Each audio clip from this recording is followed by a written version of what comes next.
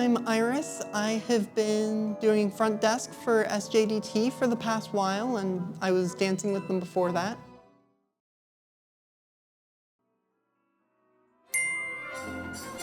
My overall fondest memory is when I was as the Nutcracker. I was just waiting there with Drosselmeyer before the prologue starts, when there's just the overture and you're just waiting in anticipation for the whole play to start. There is a sense of community with San José Dance Theater's Nutcracker that is absolutely amazing. You get to be part of this giant production that is usually so hard to get a glimpse into, and you get to see behind the scenes, you get to be part of behind the scenes. I have been doing things with San José Dance Theater for over half my life now. I really appreciate everyone here.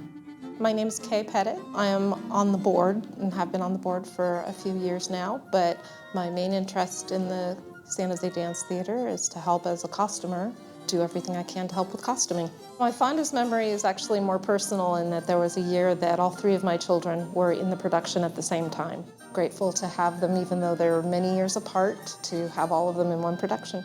Hi, my name is Victoria. Hi, my name is Jacqueline. Probably when I first was in Once Upon a Nutcracker. Probably when I skipped school on Friday for Once Upon a Nutcracker. Yes.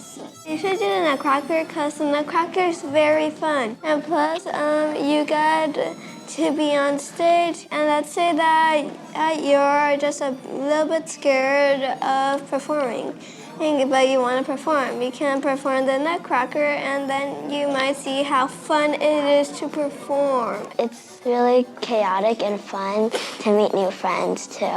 Hi, I'm Valeria. I'm looking forward to getting either party girl, lambs, or cookies. I remember last year when I was a party girl, one of my favorite memories was probably doing the dances with my best friend, being in the same family with her, and also my dad being my dad in the party girl scene.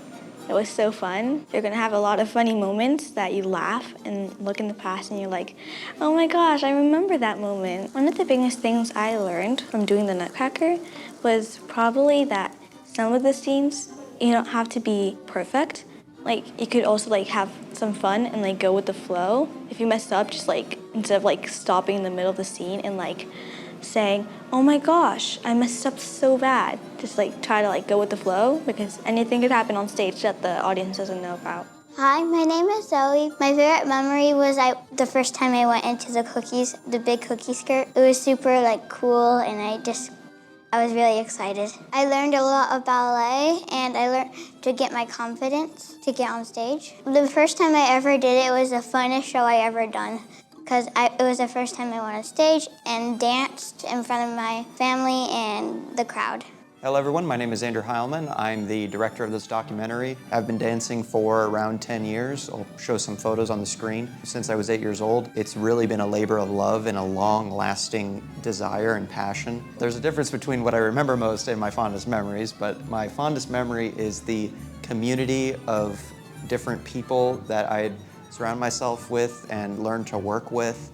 People of all different races, ages, religions. For a small investment of, attire, tights, maybe a small admission fee, you can really give your child an experience of a lifetime. And even if they don't go anywhere with it, even if they never act again or never dance again, it'll still be a memory, a positive focal point in their life of something that they overcame. That's something that you can give your kids, or something that you can give yourself if you really choose to be involved in either the dancing, acting portion of it or the actual behind-the-scenes work. It's a production for everybody, by everybody. It's here to foster a community and allow others who probably wouldn't have the chance otherwise to join the production.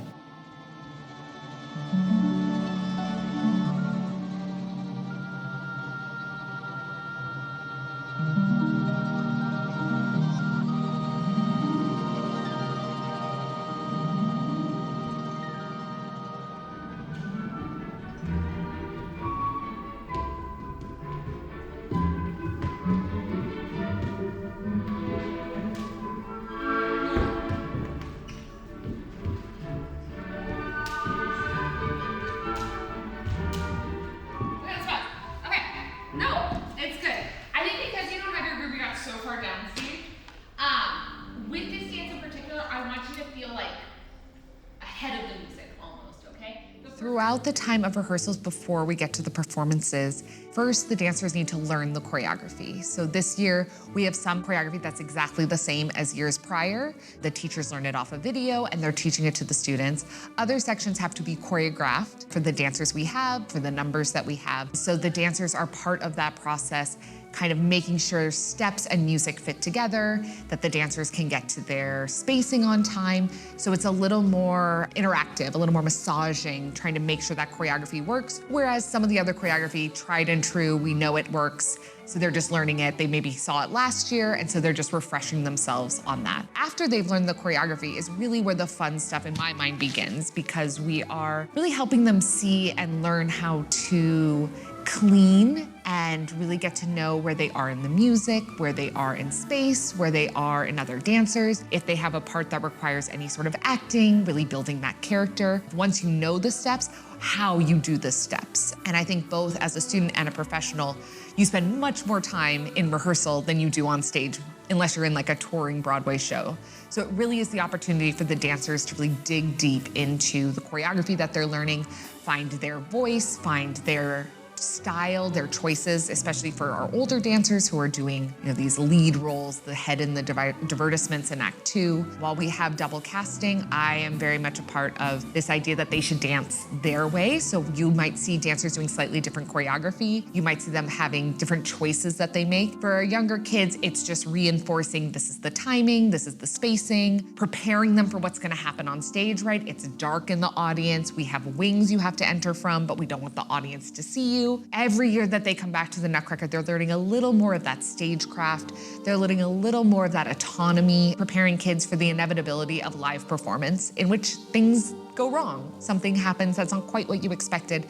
And how do you handle that? How do you move forward in a way that the audience has no idea that that wasn't exactly what was supposed to happen? Every year the kids do this, they're building that skill set. So by the time they're our oldest dancers, they're really ready to tackle anything that comes our way. It's really a lot that's happening in that process, and it's almost more in depth than the performance itself. I think a lot of stage fright comes from a fear of making a mistake, a fear of being wrong. And I really try to instill in our students that actually their job is to make mistakes. In the classroom, in rehearsal, their job is to do what they think it is, full out with feeling, full conviction, and then I can go in the rehearsal, oh, that's actually not the step. Or, oh, I think we have the wrong musicality, let's go back and do it. Often we tend to hold ourselves back because we're like, oh, I might make a mistake, so I'll like half commit.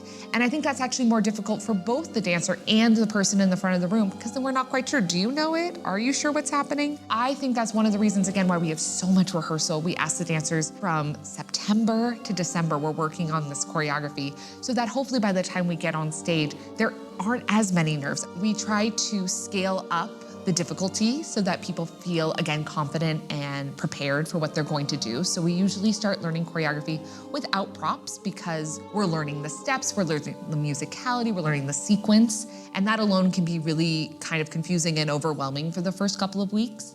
So we really want to make sure that every dancer, every performer knows their baseline, knows the blueprint of what they need to do, where they need to go, what's gonna happen. Once we feel everyone's kind of got a loose sense of what's gonna happen, we start adding in props early. We wanna make sure they're practicing lifting the props and putting them down and handing them to people and knowing how much time that's gonna take. Because when you mind things, you think you're going how it would be, and then you have a heavy box and it takes a little longer. So we really wanna make sure that everyone has a clear understanding what that's gonna be. We also have a parent volunteer who's incredible at managing all the props and ensuring that everyone knows where their prop is going to be backstage, knowing who they're going to hand it to. So again, all those little details are already rehearsed and understood. So when we get to the theater, people feel really at ease with all the extra things they're going to have to do. As we gear up to go into the theater, we really switch gears to running sections. We really want people to feel the continuity, especially in something like this where a lot of people are on stage for a significant amount of time. We want them to feel what that's like, to go from the prologue to the party scene. If you have to change for battle, like what is that stamina gonna feel like? What is that gonna kind of do to your body? Because when you're fresh, it feels really different than when you're a little tired. We really wanna make sure that, again, when we go into the theater, we have prepared those students as best we can so that they can just walk in and do and show off everything that they've been working so hard on.